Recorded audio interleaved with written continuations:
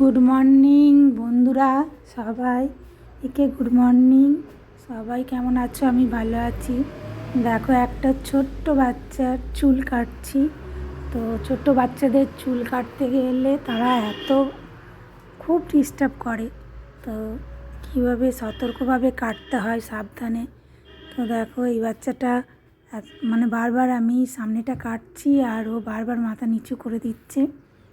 তবুও আমি আস্তে আস্তে চুলটা কাটলাম।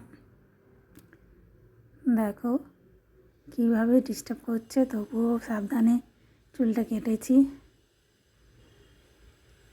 বারবার সামনেটা কাটছি আর ও বারবার মাথা নিচু করে দিচ্ছে। তো আস্তে আস্তে চুলটা কেটে নিচ্ছি। দেখো, আর ওর মার তো ভীষণ পছন্দ হয়েছে। ও কোথাও চুলটা কাটতে দেয় না, কাউকে কাটতে দেয় না।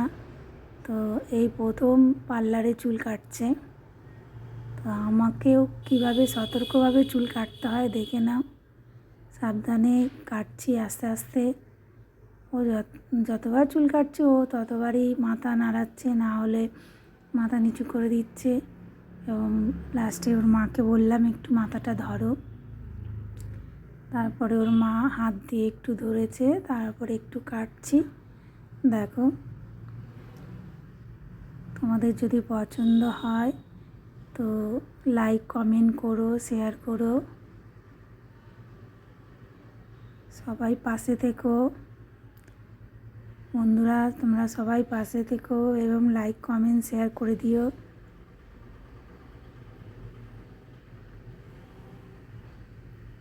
দেখো, আস্তে আস্তে পেছনটা কেটে নিচ্ছি। তো পেছনটা কাটতে অত ডিস্টার্ব করেনি, কিন্তু সামনেটা কাটতে খুবই ডিস্টার্ব করেছে। তবুও মাথাটা নিচু করে দিচ্ছিল। তোর মাকে বললাম তুমি একটু মানে সামনেটা একটু সোজা করে ধরো।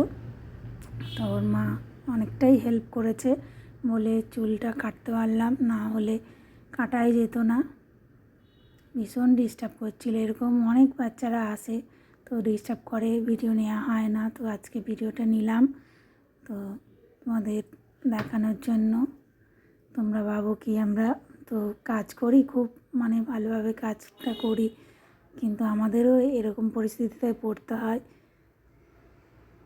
আমাদের অনেক পরিস্থিতিতে পড়তে হয় কাজ করার সময়। তবুও আমরা সেই কাজটাকে ঠিক মতন করার চেষ্টা করি এবং লাস্টে করিও ঠিক মতন।